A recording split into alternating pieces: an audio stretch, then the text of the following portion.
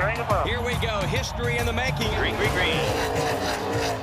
It's time to kick off 2023 with a great American race. Will it be a blue oval show again this year? Hi, this is Brett McMillan. You're listening to the O'Reilly Auto Parts Pit Reporters. With me this week, Pete Pistone from Sirius NASCAR Radio and Tom Jensen from the NASCAR Hall of Fame. It's the O'Reilly Auto Parts Pit Reporters on the Performance Racing Network. Presented by O'Reilly Auto Parts, your professional parts people. Now, here's your host, Brett McMillan. Hey, welcome to the show. Glad to have Tom and Pete here as well. And Pete, you know, I know you probably have a calendar just like Larry Mack does, counting down the days to Daytona, because your morning show is about to get a lot easier. Yes, there's things to talk about. Although I got to say, guys, this was I felt a fast off season. It felt like the news cycle was pretty quick, but once we got past the Super Bowl like we did last week, all of us ready to get to Daytona and kick off 2023 this weekend. And this is going to be an interesting season, Tom. I mean, you think about what we came off of last year with the next-gen car, didn't know what to expect. 19 different winners. We've been asking a lot of people the over and under. We got a couple of people think it could be over this year.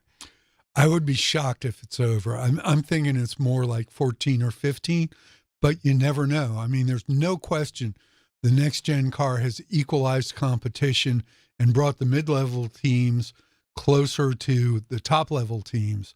So it's going to be interesting to see what happens. Are we going to get as many new first-time winners as we did last year? And if so, who are they? So, you know, there's always a great sense of anticipation this time of year about what are we going to learn, what are we going to see. And, of course, I have to give the disclaimer. What happens at Daytona is not indicative of what happens the rest of the season, but it's still going to be interesting. Yeah, it really is. You know, and I know, Pete, you guys have been talking a lot about it on the show, and we've talked about it on this show. You know, the over and under 19 different winners, but the thing is you start, okay, yeah, and I tend to agree with Tom. I think we'll get back down to a more normal count like 13, 14, 15, but then you start thinking about the guys that didn't win last year. You start going, okay, you know, Truex didn't win last year. Blaney didn't win last year. Keselowski didn't win last year. So if you start thinking, okay, those guys could win, but who are you going to take off the list that won last year? You know, and we know Kurt Busch is off the list, but, you know, you think like Eric Jones is considered up and coming, and that team could be turning things around with Jimmy Johnson in there now. I mean, it's taking guys off the list gets even harder.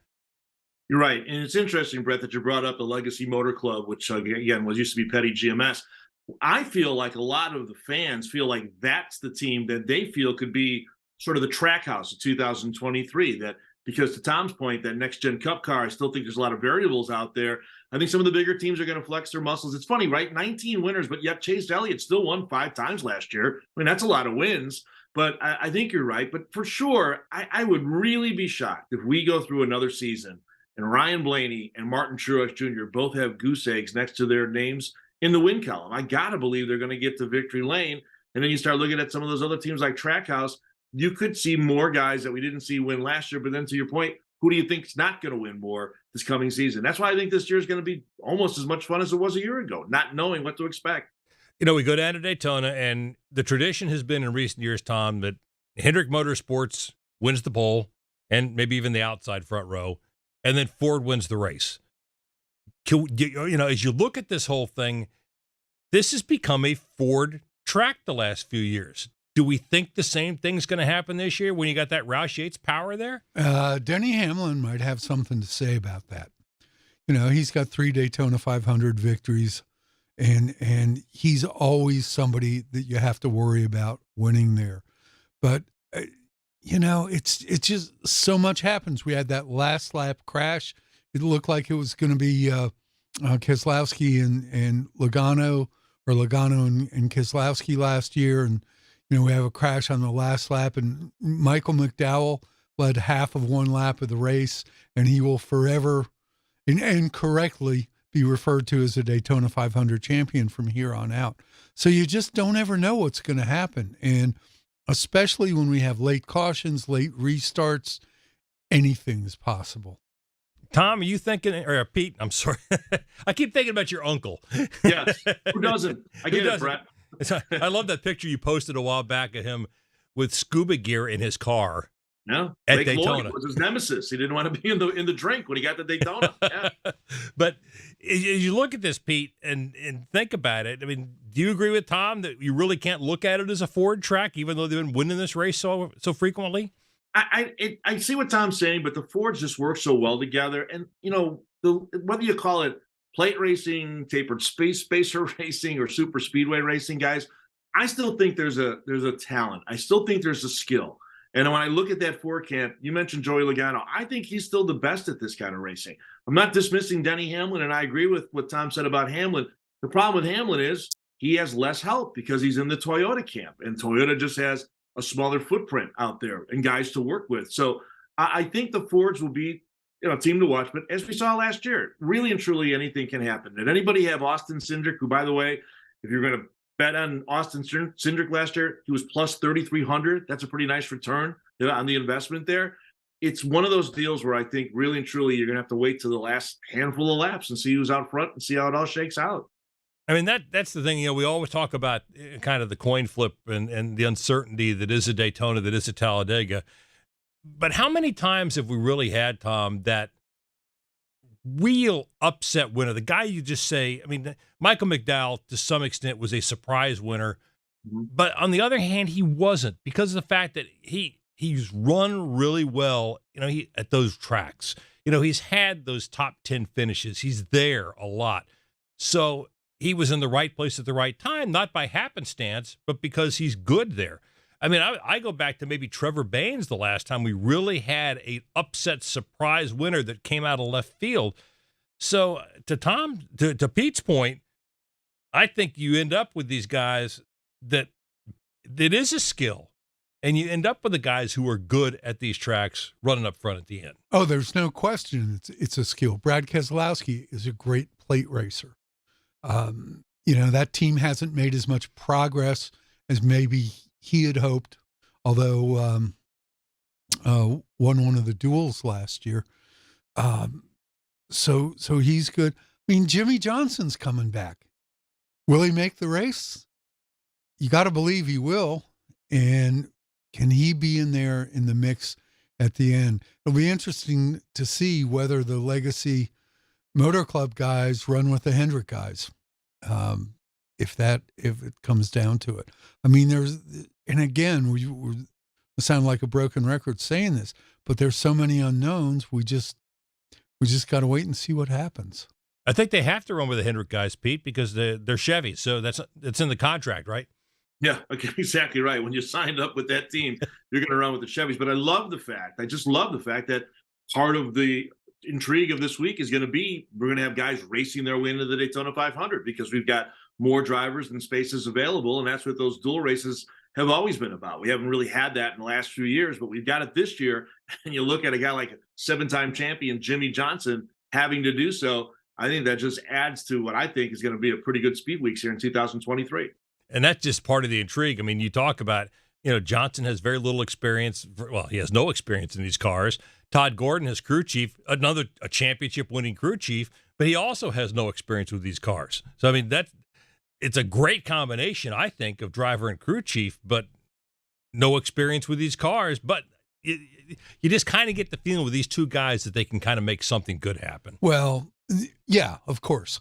The other thing is, this is such an engineering-driven sport now that these guys know the setups before they ever get to the track.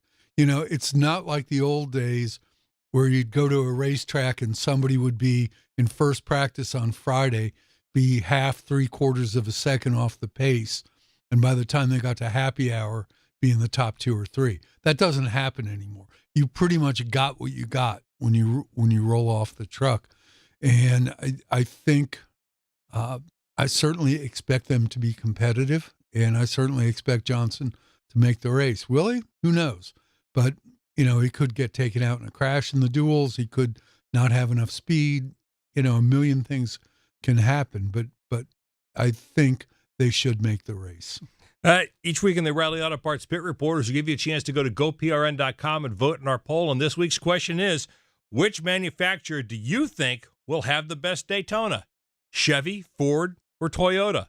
Last week we asked you, can the Clash win boost Truex back into championship form? 71% of you thought yes. Wow. Yeah, 29% thought no. All right. Now, when we come back, we're going to find out if these guys think a change of scenery can get Kyle Busch his first Daytona 500. Stay with us.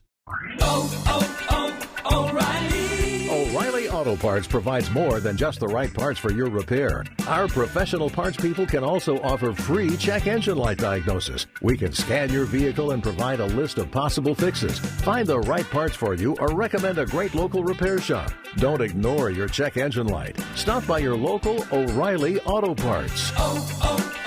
O'Reilly Auto Parts.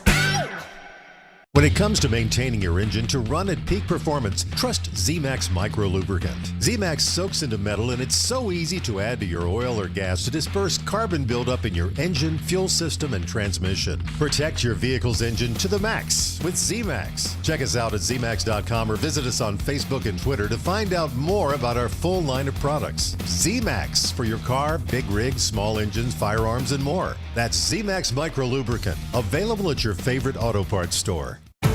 Want to hear one of our past shows? Visit GoPRN.com. This is PRN, the Performance Racing Network. Hey, I'm Paul Shadden Charlotte with Kathy Martindale in Nashville on the Performance Racing Network. This is Z-Max Racing Country Classics. Let's head to Charlotte now and join Paul with Chase Elliott. Tell me this, growing up as Bill Elliott's little boy, did you know Rick Hendrick at all? The first time I ever spoke a word to him was when I was about 15, and we were just talking racing. Z-Max Racing Country Classics. Mike Rowe here with a gentle reminder that civilization is held together by pipes, wires, and cables. It's true. There are over 5 million miles of gas lines, power lines, fiber optic lines, water lines, and sewer lines, all buried beneath your feet. And every 60 seconds, somebody digs into one. Look, if you're thinking about digging around, do yourself a favor and call 811 first just to find out what's down there. Trust me, you don't want to find out the hard way. Call or click 811 before you dig and visit safeexcavator.com for more info.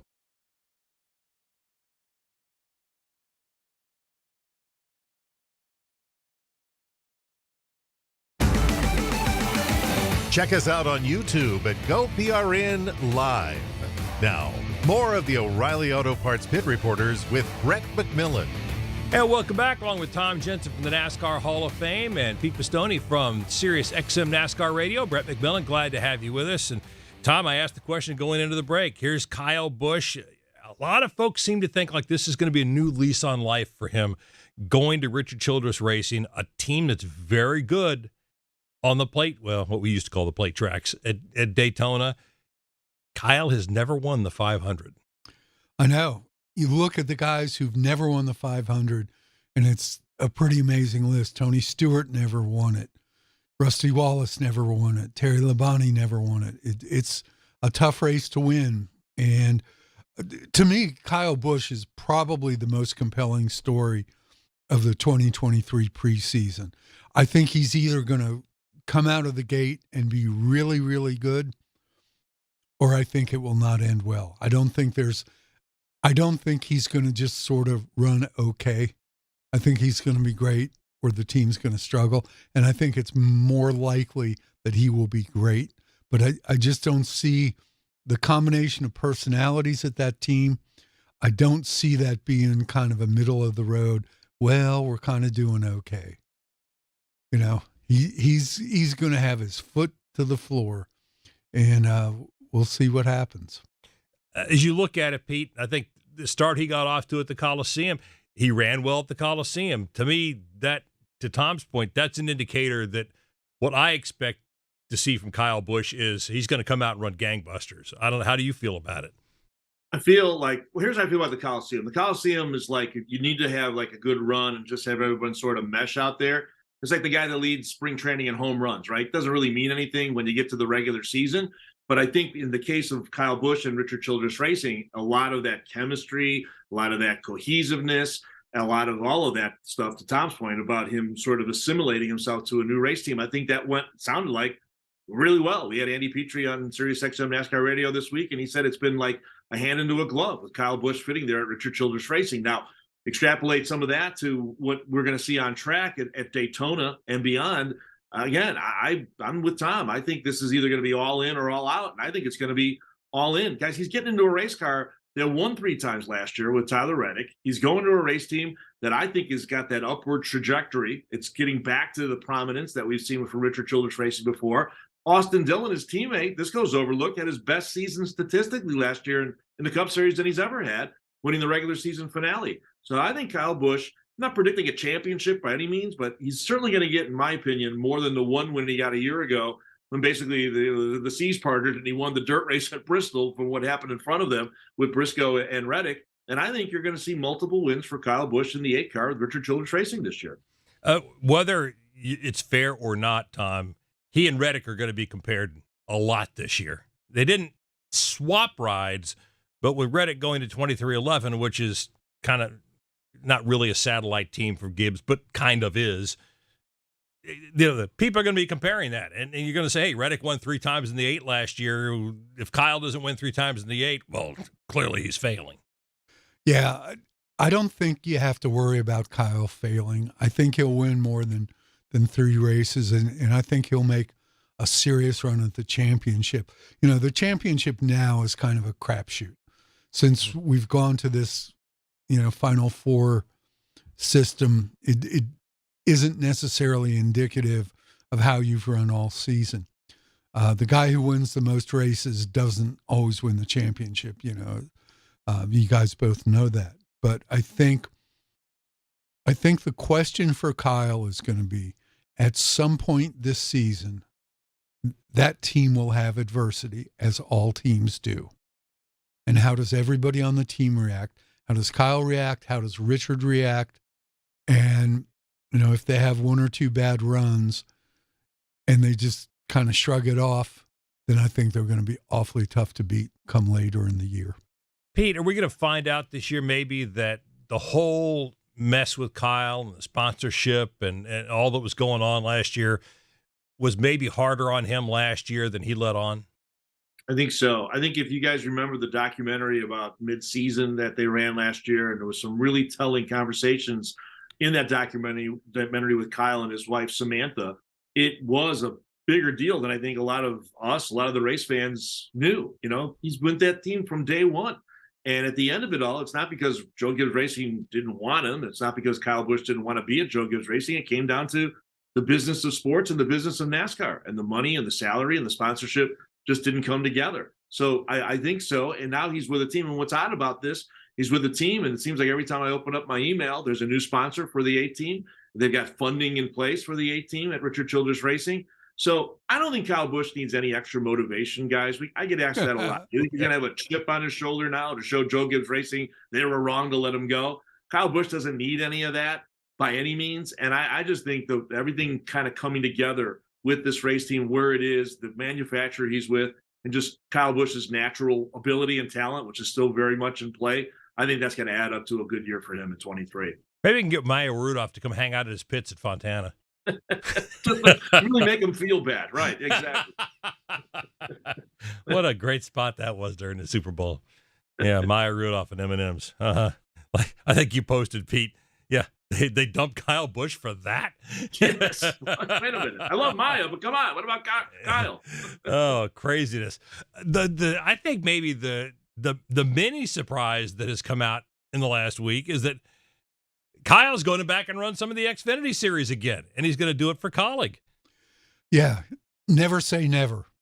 Yeah. He was, I'm retired, I'm not running any more of these races. But, those races seem to energize him. It's a little bit of extra track time, and the cars are way different now, but it's still more track time, more comfort, more familiarity. He's going to be tough to beat in those races. Yeah, I mean, and we know, I think Colleague last year, to me, Pete, was a little. They weren't the team they had been a year before, and I don't know if that was adding the Cup teams kind of set them back a little bit. But as the year went on, I thought they got better, and I think that again, you put Kyle Busch in those cars, no reason to believe they can't be contending for championships again. And hey, that he can raise the whole program, right? I think so. I mean, when you look at that 10 car there, so basically Kyle pulled the Tom Brady, right? I'm retired or no, I'm coming back. So he's coming back. He's going to do the 5 race